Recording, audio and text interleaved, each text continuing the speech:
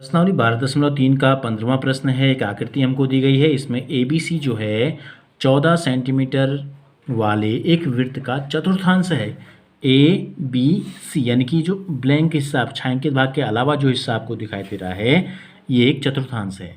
BC को व्यास मान के यानी कि इसके सेंटर पे प्रकार की नोक को रखा गया और एक वृत्त खींचा गया, आधा वृत्त।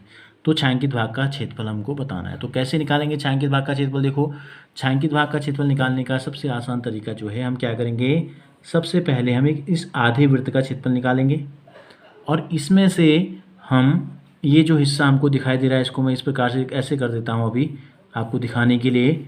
ये वाला हिस्सा देखो, ये क्या है? ये है एक वृत्तखंड। तो आधे वृत्त में से वृत्तखंड को अगर घटा देंगे तो हमको जो प्राप्त हो जाएगा वो होगा हमारा छायांकित भाग, ये वाला हिस्सा आ जाएगा। अब इस आधे वृत्त का क्षेत्रफल कैसे निकालेंगे? हमने कहा ये व्यास है BC, तो BC का आधा यानी कि त्रिज्या हमको पता होनी चाहिए। त्रिज्या के लिए हमको BC पता होना चाहिए। BC के लिए हम BC का मान तो हमको दिया नहीं है, हमको ये दिया है कि ये एक चतुर्थांश है। तो चतुर्थांश जो होता है वो क्या होता है? समकोण बनता है। यहाँ पे ये 14 सेंटीमीटर है तो ये भी 14 सेंटीमीटर होगा, तो क्या बन गया? एक समकोण त्रिभुज बनेगा। तो लिखेंगे क्योंकि ABC एक चतुर्थांश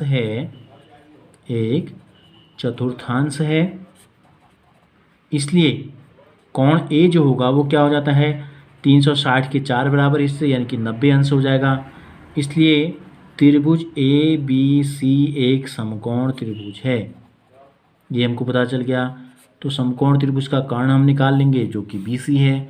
तो इसलिए BC का जो वर्ग होगा वो AC और AB के वर्ग के बराबर होगा। AC और BC दोनों का मान 14 है, तो ये हो जाएगा 14 की घात 2 यानी कि 14 गुणा 14 यानी कि 2 गुणा 14 भी हम लिख सकते हैं इसको।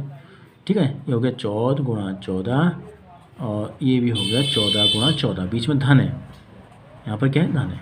ठीक है, तो 14 गुणा 14 196 और ये भी हो गया 196। दोनों को जोड़ देते हैं। 6 दूनी 12 का 2 हासिल लगा 1, 9 दूनी 18 1, 19 का 9 हासिल लगा 1, 1 1 2 और 1 3, कितना आ गया? 392। ये आया BC का वर्ग। हमें चाहिए BC, तो BC निकालने के लिए क्या करेंगे हम?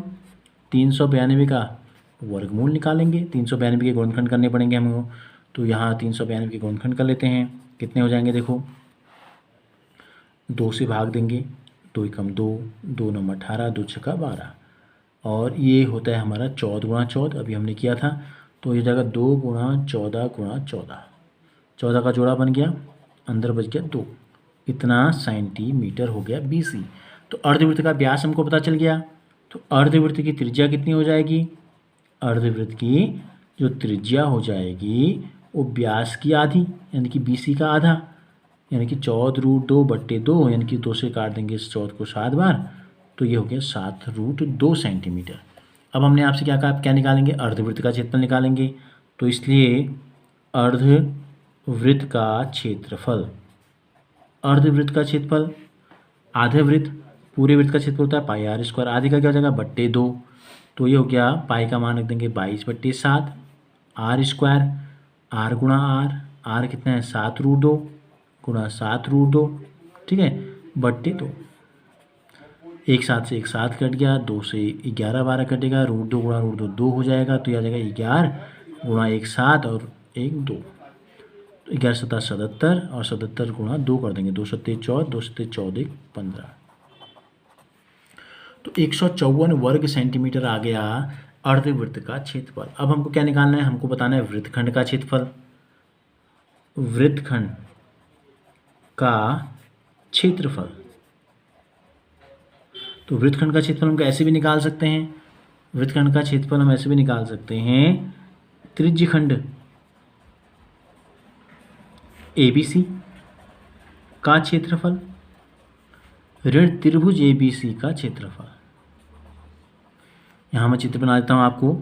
ये हमको बताना है, ये वाला हिस्सा हमको बताना है, ये वाला।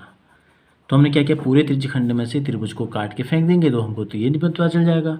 त्रिज्यखंड का क्षेत्रफल होता है θ/360 गुणा πr², r का मान 14 सेंटीमीटर है इस त्रिज्यखंड के लिए।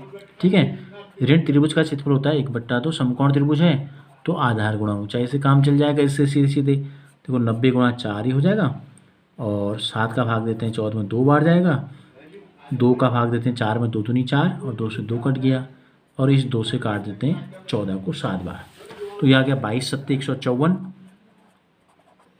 ठीक है, 154 वर्ग सेंटीमीटर में से 2 सत्ते और 14 सत्ते होता है 98 वर्ग सेंटीमीटर। तो वृत्तखंड का जो क्षेत्रफल आ गया 154 में से 98 घटाएंगे तो ये आ जाएगा 56 वर्ग सेंटीमीटर। अब हमको तो बताना है छायांकित भाग, तो लिखते हैं इसलिए छायांकित भाग का क्षेत्रफल, जो कि मैंने आपको शुरू में बताया, क्या करेंगे हम आधे वृत्त के क्षेत्रफल में से यानी कि अर्धवृत्त के क्षेत्रफल में से वृत्तखंड के क्षेत्रफल को घटा देंगे।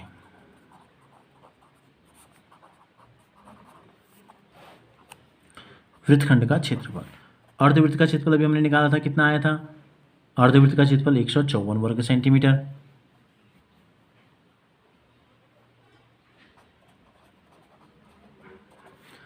इसका आ गया 56 वर्ग सेंटीमीटर, वृत्तखंड का घटा देंगे तो ये आ जाएगा 98 वर्ग सेंटीमीटर, क्योंकि अभी हमने 154 में से 98 घटाया 56 आएगा।